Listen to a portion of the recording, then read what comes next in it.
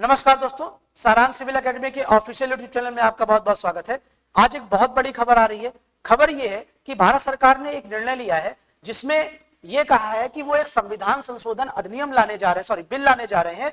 कब लाने जा रहे हैं? 2025 में, यानी इसी मानसून सत्र में वो संसद के समक्ष पेश किया जाएगा। आप लोगों को पिछला जब पॉलिटी का वीडियो कराया था तो उसमें आप लोगों को बताया था कि संविधान संशोधन के लिए हमें अनुच्छेद 368 के तहत संसद को यह शक्ति प्राप्त है कि वो संविधान में संविधायी शक्तियों के तहत कोई भी संशोधन कर सकते हैं।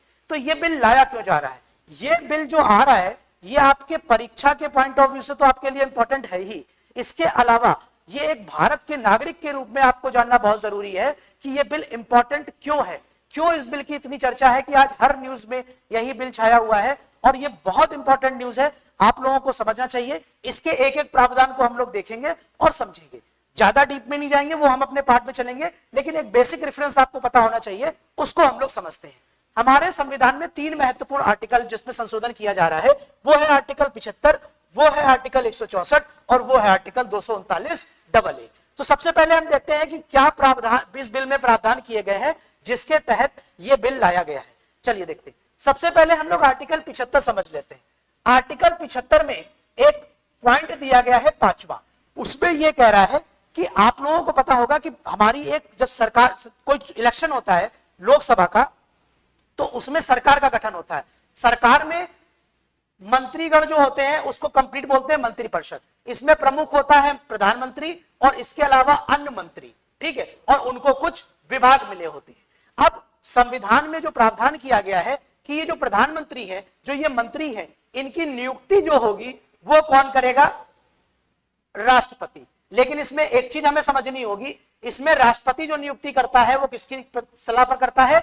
सॉरी, राष्ट्रपति जो नियुक्ति करता है वो करता है प्रधानमंत्री की। जो बाकी मंत्री हैं उनकी जो नियुक्ति करता है वो करता तो राष्ट्रपति है, लेकिन उसके लिए वो सलाह किससे लेता है? प्रधानमंत्री से। तो एक चीज क्लियर हो गई कि प्रधानमंत्री की नियुक्ति राष्ट्रपति करता है और अन्य मंत्री की नियुक्ति राष्ट्रपति प्रधानमंत्री की सलाह पर करता है, ठीक है। यह प्रावधान हमारे यहां पर दिया गया है। उसके बाद आर्टिकल 164 जो है उसको हम राज्य के परिप्रेक्ष्य में देखेंगे। ऐसे ही राज्य के परिप्रेक्ष्य में जब सरकार का गठन होता है तो एक बनता है चीफ मिनिस्टर और दूसरा बनता है हमारे यहां पर उसमें मंत्री। इसको भी हम लोग कंबाइंड रूप से बोलते हैं राज्य की मंत्रिपरिषद, ठीक है। अब इसमें नियुक्ति कौन करता है? इसमें सीएम की नियुक्ति करता है जो उस राज्य का राज्यपाल होता है, और मंत्री की नियुक्ति करता है सीएम की जो मुख्यमंत्री होगा उसकी सलाह पर राज्यपाल। तो दो चीजें आपको क्लियर हो गई कि राज्य में अगर मुख्यमंत्री या मंत्रियों की नियुक्ति करना है तो मुख्यमंत्री की नियुक्ति राज्यपाल करेगा और अन्य मंत्रियों की नियुक्ति राज्य में राज्यपाल मुख्यमंत्री की सलाह पर करेगा। जो केंद्र में होगा, केंद्र में प्रधानमंत्री की नियुक्ति करेगा और अन्य मंत्रियों की नियुक्ति प्रधानमंत्री की सलाह पर करेगा। ये चीज क्लियर हो गई। तो ये दो बिंदु जो है हमारे लिए महत्वपूर्ण है।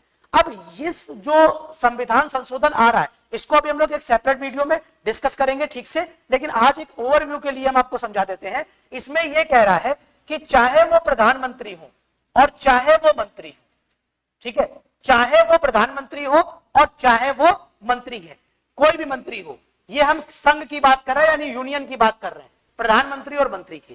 कह रहा है कि चाहे वो प्रधानमंत्री हो या मंत्री हो, अगर इनमें से किसी को भी भारत के किसी भी कानून के तहत 5 साल या उससे ज्यादा की सजा के प्रावधान में अरेस्ट किया जाता है, ठीक है, यानी कि मान ले प्रधानमंत्री या किसी मंत्री पर कोई ऐसा अपराध का आरोप लगा, ठीक है, जिसमें उसको 5 साल या उससे अधिक की सजा हो सकती है और वो गिरफ्तार कर लिया जाता है, वो गिरफ्तार कर लिया जाता है, ठीक है, तो और उसके 30 दिन जो है वो बीत जाते हैं, 30 दिन जो है बीत जाते हैं, ठीक।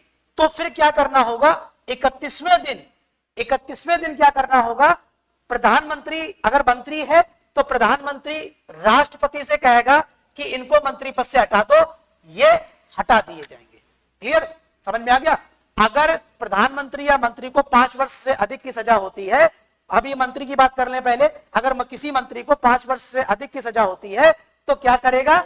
वो अगर अरेस्ट हो जाता है किसी ऐसे अपराध में जिसमें 5 वर्ष से अधिक की सजा है तो प्रधानमंत्री राष्ट्रपति से कहेगा कि इनको हटा दो, वो हटा दिए जाएंगे, ठीक है। लेकिन अगर वो 30 दिन तक नहीं एक ऑप्शन ये है कि वो पहले रिजाइन भी कर सकता है, मंत्री चाहे तो स्वतः रिजाइन कर सकता है। अगर रिजाइन नहीं करता है तो फिर वो प्रावधान होगा, प्रधानमंत्री राष्ट्रपति से अनुरोध करेगा कि इनको हटा दो, वो हटा दिया जाएगा। लेकिन अगर प्रधानमंत्री भी मान लीजिए राष्ट्रपति से नहीं करता, तो जो 31वां दिन लगेगा उस दिन ऑटोमेटिक उसकी मंत्रिपरिषद चली जाएगी। यानी कि अगर अब एक चीज हमें जो इंपॉर्टेंट है कि अगर कोई मंत्री अपराध करता है, उसमें 5 वर्ष या उससे अधिक की सजा है, तो वो मंत्री पद पर नहीं रहेगा। मैक्सिमम कितने दिन रह सकता है? 31 दिन। 31वें दिन उनकी ऑटोमेटिक सजा जो है, उनका मंत्री पद जो है ऑटोमेटिक चला जाएगा। क्लियर हो गया? ठीक है। लेकिन मंत्री को हटाने के लिए प्रधानमंत्री ही सलाह देगा, किसको? राष्ट्रपति को। लेकिन अगर प्रधानमंत्री की बात करेंगे तो इसमें किसी की सलाह जरूरत नहीं है, यह निर्णय राष्ट्रपति स्वतः ही ले सकता है। क्लियर हो गया? तो यह एक महत्वपूर्ण खबर है। तो अब प्रधानमंत्री हो या मंत्री, अगर कोई अपराध करता है तो उसको अपना मंत्री पद छोड़ना पड़ेगा। क्लियर हो गया? ठीक है। ऐसा ही प्रावधान किया गया है राज्य के लिए, जो आपको हमने बताया था कि राज्य में अनुच्छेद 164 के तहत प्रावधान किया गया है, जिसमें कहा, हमने बताया था कि सीएम जो है उसको चुनता है राज्यपाल, और जो इसके अन्य मंत्री होते हैं उसको भी चुनता है राज्यपाल, लेकिन सीएम की सलाह पर। तो वही प्रोविजन सेम लागू हो रहा है कि अगर किसी मंत्री को हटाना है तो वो 5 वर्ष या उससे अधिक की सजा का कोई अपराध हो, जिसमें वो अरेस्ट किया गया हो, डिटेन किया हो गया हो, और मंत्री को हटाने के लिए सीएम जो है राज्यपाल से कहेगा कि इनको हटा दो, और वो हटा दिए जाएंगे। अगर मान लीजिए ये सिफारिश नहीं करते हैं तो 31वें दिन वो ऑटोमेटिक हट जाएगा, इसका मंत्री पद ऑटोमेटिक चला जाएगा। ठीक है। लेकिन फिर वही बात कि अगर राज्यपाल जो है वो, सीएम की बात आती है, इसको 5 साल या उससे अधिक की सजा हो जाती है, तो राज्यपाल जो है सीएम को डायरेक्ट हटा सकता है, उसके लिए कोई सिफारिश की जरूरत नहीं है। अगर नहीं हटाता है तो 31वें दिन भी इसकी भी मुख्यमंत्री पद का, जो मुख्यमंत्री का पद है वो पूरी तरीके से चला जाएगा। क्लियर? ठीक है। जो हमारे यहां पर आर्टिकल 239AA है, ठीक है, तो उसका संबंध है दिल्ली की विधानसभा से। तो यही प्रावधान लाता है दिल्ली की मुख्यमंत्री के लिए, दिल्ली की मंत्रिपरिषद के लिए। और दिल्ली की मंत्रिपरिषद में ध्यान रखिएगा, राज्यपाल नहीं होगा, वहां पर कौन होगा? राष्ट्रपति। ठीक है। तो ये न्यूज थी। अभी इस लोकसभा में जब बिल पेश हो जाएगा तो इसके सारे प्रावधान को हम लोग पीपीटी के माध्यम से समझेंगे। आज ये न्यूज थी तो आज ये हमारे लिए समझना जरूरी था। तो आप ये समझ लीजिए कि अब भारत में चाहे वो मंत्री हो, चाहे वो मुख्यमंत्री हो, चाहे वो प्रधानमंत्री हो, कोई भी भारत के संविधान या भारत के कानून से ऊपर नहीं है। अगर वो कोई ऐसा गलत काम करता है तो उसको इस्तीफा देना पड़ेगा, नहीं तो उसको हटा दिया जाएगा। ठीक है। तो ये बहुत बड़ी न्यूज थी आप लोगों के लिए। ठीक है। तो अगर आपको ये न्यूज अच्छी लगी हो तो इस रील को आगे बढ़ाइए, अपने दोस्तों के साथ शेयर करिए और इस सूचना को अन्य लोगों तक पहुंचाइए, ताकि भारत के नागरिक होने के नाते सबको यह सूचना मिले और एक गर्व हो कि हमारा लोकतंत्र इतना मजबूत है, संविधान इतना मजबूत है कि वो किसी भी नागरिक में भेदभाव नहीं करता, चाहे वो आम नागरिक हो या वो प्रधानमंत्री या मुख्यमंत्री स्वयं ही क्यों ना हो। तब तक के लिए नमस्कार।